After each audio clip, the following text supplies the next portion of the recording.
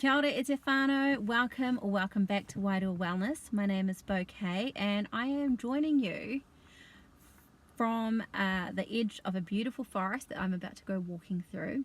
I was going to take you for a walk in the forest with me, but it's quite busy today, so to minimize distractions, I'm going to talk to you from my car.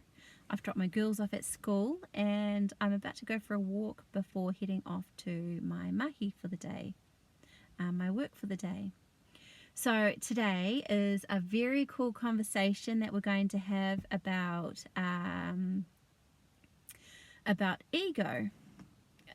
I say all the conversations that we have are cool, but they are. I mean, this journey, there is a plethora of conversations that are so cool that we can be having. So I'm excited about this conversation. And I'm choosing to talk about this one because in the spiritual communities, we hear a lot of talk about ego death, and that experiencing spiritual expansion, there is this level of expectation or need, or that one needs to or must experience ego death. And I wanted to offer a different perspective on this, because when I've heard them talk about ego death, there is this, they experience this energy of heaviness, anxiety, stress, confusion, and fear. And so I wanted to offer the perspective where that's not necessary. And let's talk about ego mastery rather than ego death. Because what is the purpose of the ego? The purpose of the ego is to help us navigate the earthly experience in human bodies. It is a tool. And if it is a tool that is of care and survival and protection, then its role is one of love and care, not of something negative that needs to die.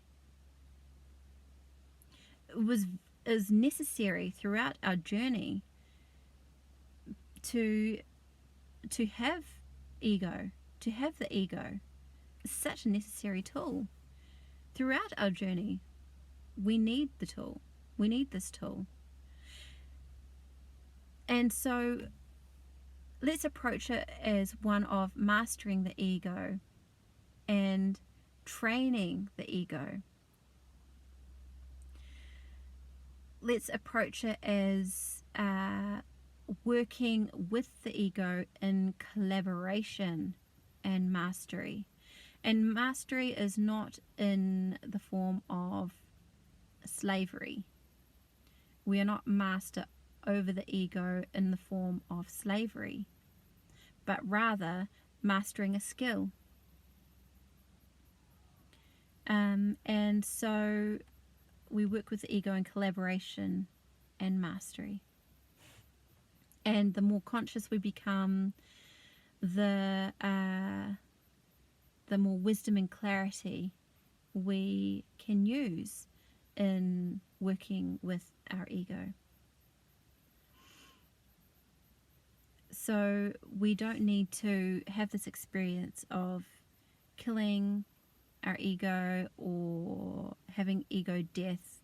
These concepts and these labels, they create resistance within us.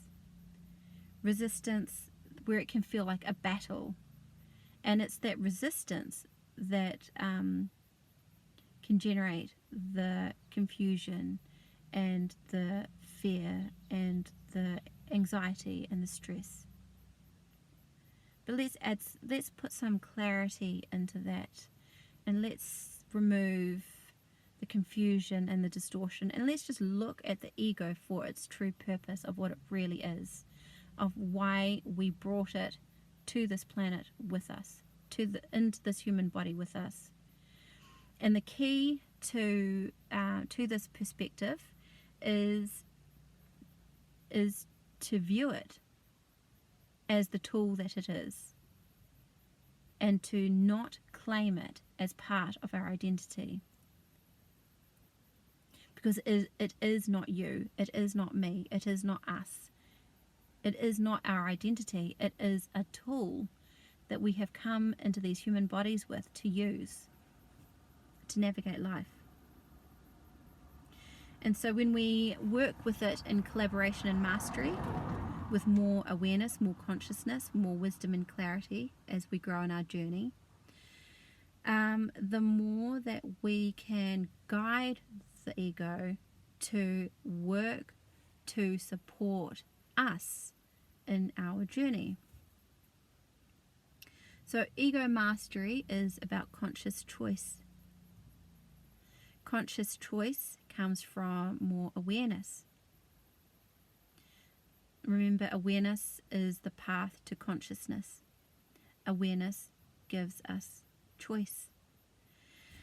So the more awareness that we have, before when we ran around as little kids, we thought the ego was us. We thought that the thoughts that we had were us. But the more awareness we have, we realize that we can choose what we attach ourselves to. So ego mastery is about conscious choice.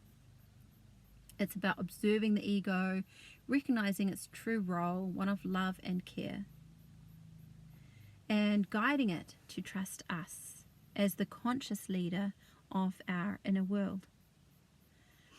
And when we treat our ego as a separate entity, it becomes possible to work with it in collaboration, and we can actually communicate with it, and we can use it as the tool that it was always meant to be, rather than have this level of expectation of ego death.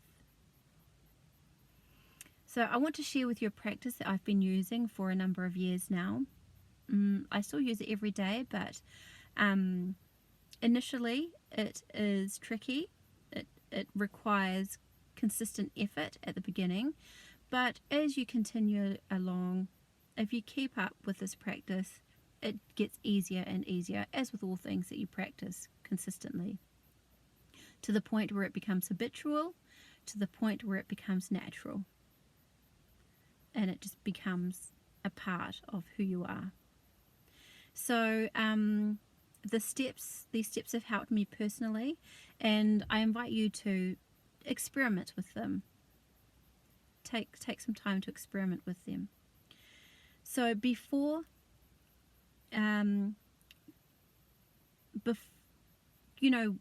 we've talked about it in other videos. Thoughts are not us. Emotions are not us. Actions are not us. We choose. They can come into our field, and we can choose what we attach ourselves to bring into our experience. So before we attach ourselves to a thought or to an emotion or to an action, before we attach ourselves to that, stop and go internal. The ones that we identify as ego, we visualize ego as a separate entity. You can give it whatever face you want. You can give it your own face if you like, whatever. Just visualize it as a separate entity, and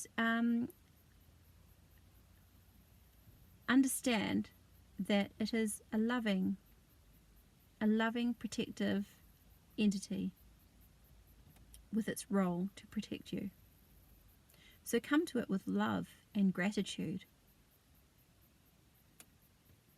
Those thoughts, those emotions, the potentiality of what you can attach yourself to, They're placed before you as options. Your ego is simply placing them as options for you to choose what you want to attach yourself to. It's your choice what you attach yourself to. It is there as protection and love.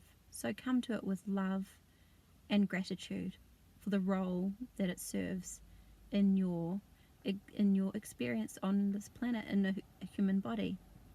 Speak to it directly, and you say something like, thank you for taking care of me.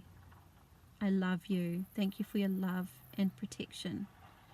Now it is time to trust me and let me take the reins for my journey.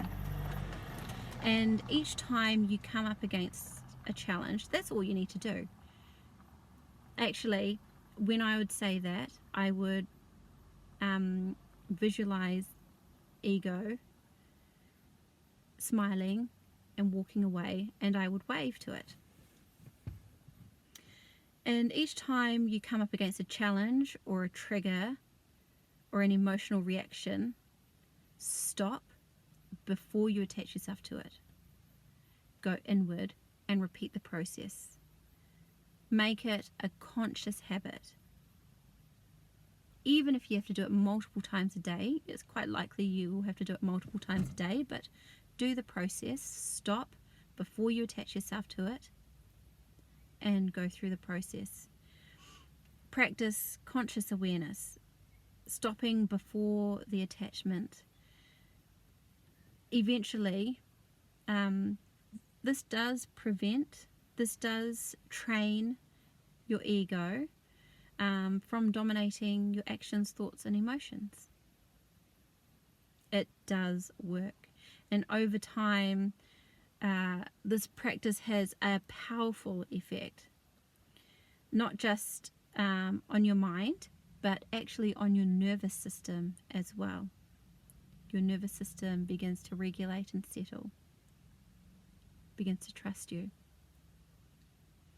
And it creates a sense of calm and inner stability, inner peace, and those energies within you bring the sense of freedom, internal freedom. So just to close this video, let's just do a quick recap.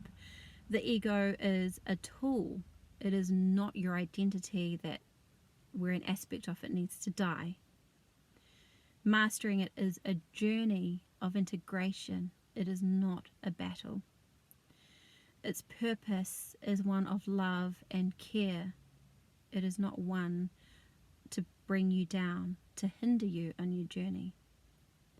Every conscious choice that you make, it strengthens your sovereignty, your inner freedom, and your ability to live aligned with your true identity. So today I invite you to try this practice, experience it for yourself. It does take however long it takes of practicing it consistently. Consistency is the key. To go inward before attaching. Observe your ego as a separate entity. Thank it with love and gratitude. Give it the guidance to allow you, to trust you to take the reins. And let your ego work for you in collaboration with you to support your journey. With gentle, consistent awareness, you can step into true mastery of yourself. And in doing so, you step fully into your own power. Kia ora.